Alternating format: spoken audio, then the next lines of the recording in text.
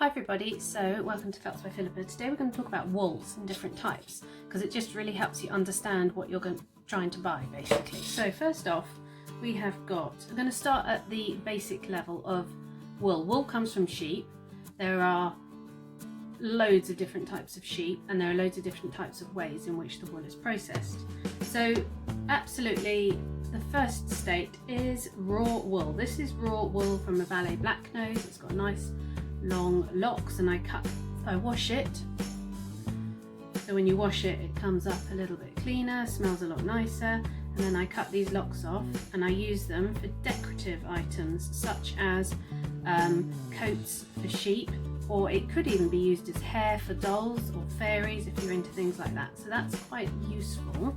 Let me just show you what you transform it into. So you could use locks for, this is a little Shetland pony I did, so fantastic curly mane, but you can imagine that as hair for a doll. That would work really, really well.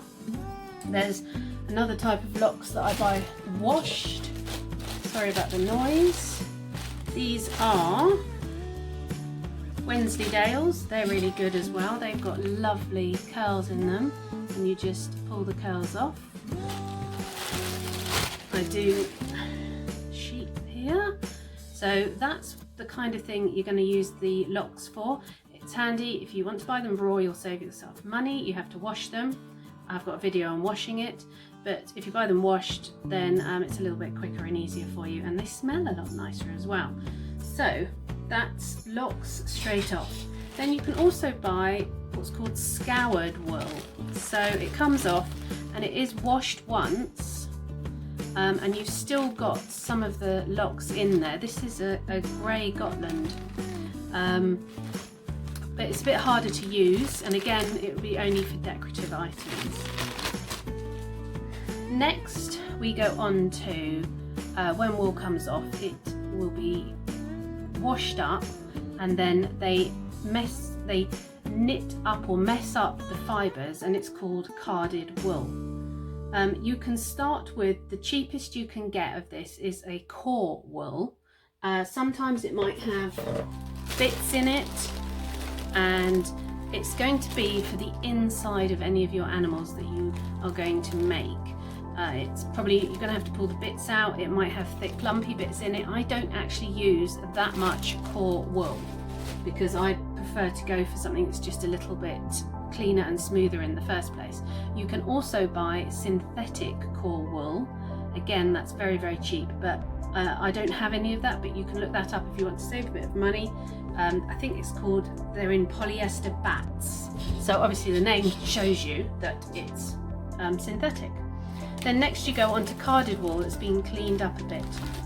Now you can buy it in several different types. So carded wool is what you're going to do. For me, the majority of my needle felting is in carded wool, and then all the details that go on top will be in roving or tops, but we'll go into that in a minute. So carded wool is fantastic for the base of all your needle felting items that you're going to make. Basically it's all knitted up and it's all messed up. It's been carded is what they call it. So it makes life a lot easier to needle felt it. You can get it in a range of colours. This is a lovely palomino colour that I've got here. You can also get it in a range of rainbow colours. So, or natural colours, so if you're doing all the animals. So this Shetland, it's all Shetland pony, it's all been carded wool. So the carded wool comes from different sheep. Mainly you're going to look at Shetland, Jacob, Romney, Blueface, Leicester, but whatever the make, you want to have it carded. Now carded can come in a bat. Now it's my belief that a bat is just a massive flat bit of wool that is folded up. So see how it's all in one piece? Where I buy my stuff from, I buy a bat in a bag that size and you go away with it. Now some carded wool is also in what's called slivers. Let me get you a slither. So a slither is normally a smaller item it's carded, and it was in a bat, and they've separated it out into a slither. Oh, it's S-L-I-V-E-R, sliver. And you can, where I go for my wool, you can just literally pull off a slither and buy that. You can buy whatever amount you want. You don't have to buy the whole bat. And I buy an awful lot of colours like that as slivers. So they are also very easy to work with. Then the next stage, they start to comb out the wool a bit more, and it would be called roving or tops. And you can get all the wools in roving or tops. And this is slightly harder to use for the base or for the outside of your needle felting items, because it doesn't knit together as well. Now there's one in particular that's really smooth, that is a merino wool. Sorry, I've got a bit of the glitter one in here. So the merino wool, this shows you, see how it's all been, I think this is a top, it's been combed out more in one direction. So you're not going to get the, if you were wrapping something around, then you could needle felt it quite well. But as soon as you start to add across that way, or a different way, it shows, and it's really hard to cover up the joins and the seams. So what I use this for is more for detailed coat work. So you see this Highland cow, here's loads of little layers of this merino wool put in, needle felted in, folded over, and then trimmed off. And it is great for doing sort of effects like that, you know, it works really well. But for actually needle felting the base, it's very tricky. Things like this one I did with a carded wool, and I just put it over the top, and you can still get the same effect with a carded wool, but it's just not as crisp and as real looking. I do videos on this one. There's another one that I've just used carded. This is a little sheep. Again, I do videos on these. These are for beginners. And that's all carded wool, nice and easy, and you don't see all the joins, so it works really, really well. Again, this is a little carded wool ladybird.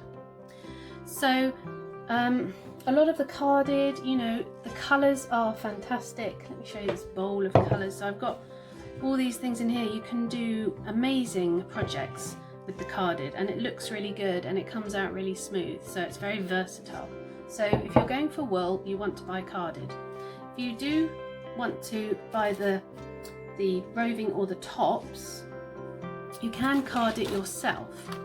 These are basically, they're sold as carders, but they're not, they're dog grooming tools. You can spend quite a lot of money on carders, but you can buy these dog ones instead, and it's a lot smaller, and if you're only doing a small amount, it's really, really easy. So you just put the wool on there and you go like that repeatedly, and you mix up the wool, so it's then going to make it easier to blend it into your topic or to your project, whatever you're doing.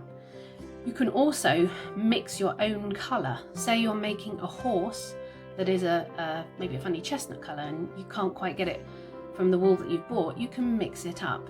So that works really well. It takes a while to mix up, but it is possible to do it. Other sort of roving things that you can, roving or tops, just to show you the wide range.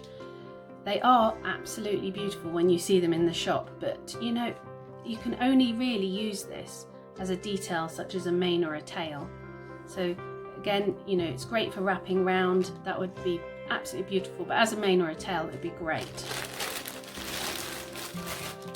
Just to show you a horse I did, so I would have used a tops here for the mane and for the forelock. This is a big horse's head I did. It was tricky, I can't even get him in. There you go. Oh, looks a bit scary like that. Bless him. But yeah, for his mane, I used a roving or tops because it's all straightened out.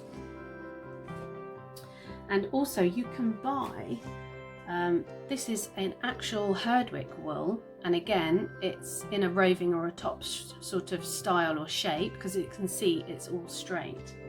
But that worked really well to do as his actual coat.